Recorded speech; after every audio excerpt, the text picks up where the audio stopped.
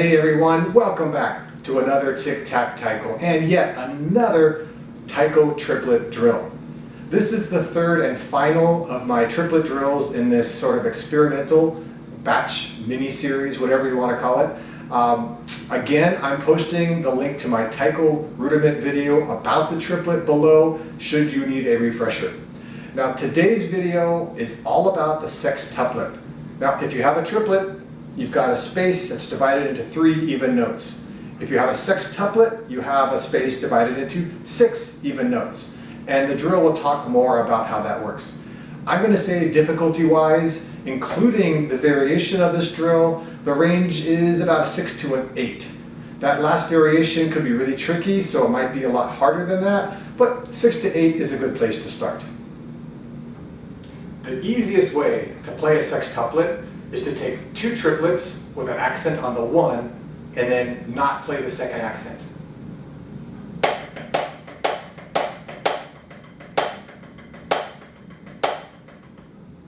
There's your sextuplet. But to me, the beauty, the power of a sextuplet is when you're playing it sparingly as maybe a fill or a riff in a world of 4s and 2s. In other words, a triplet feel in a duple world. Here's a couple of examples.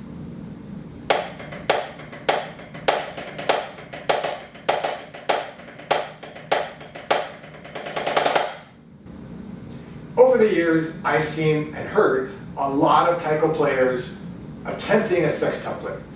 And I can tell most of them know what it should sound like, but a lot of them don't quite know what it should feel like.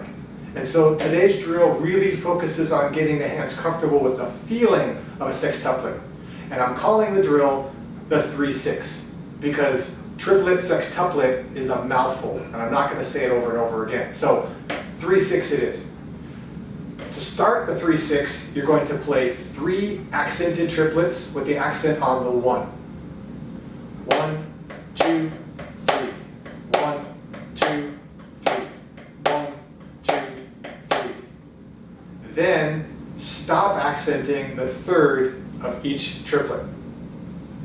1, 2. 1, 2. 1, 2.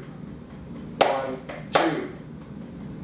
So you're still playing the same amount of notes, but what you've wound up doing is playing a triplet and then a sextuplet. Hence the 3-6 drill. And that's the drill. That's pretty much all there is. At this point, you're really focusing on dynamics and tempo. And I recommend practicing this at all kinds of tempos.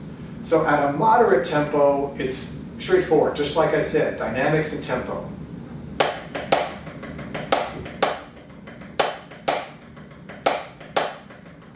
Making sure that all my loud notes are around the same place and volume, all my quiet notes are around the same place and volume. Practicing it really slowly is really difficult because I start listening to all the notes. It's almost too much information.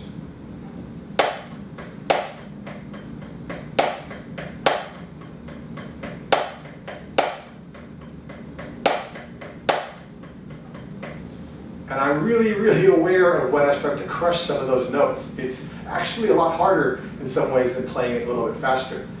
When I do play it at sort of my maximum tempo, it becomes a very different feel. It becomes much more musical. I can almost zone out and just let it play itself.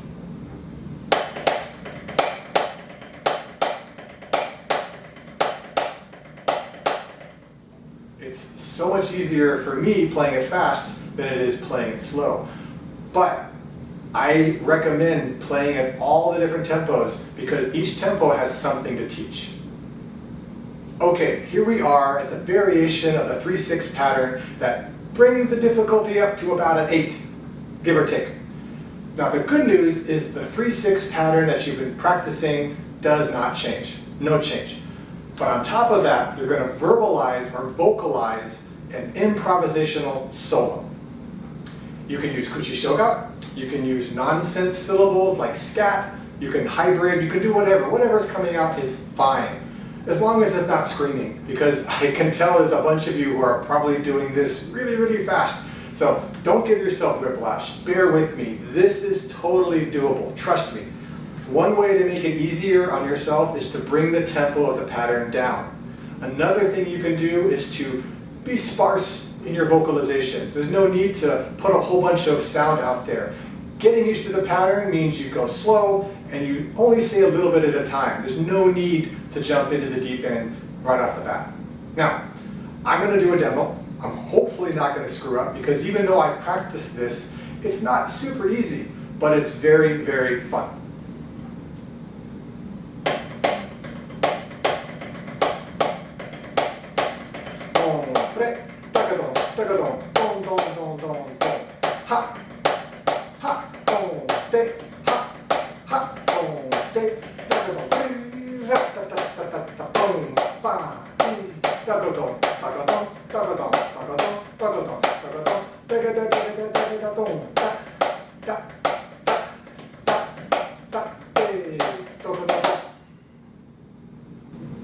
So I hope that this video and the drills in it make you feel not just more comfortable with the sextuplet, but also more interested in trying to put it into your compositions, into your solos, wherever you get the chance.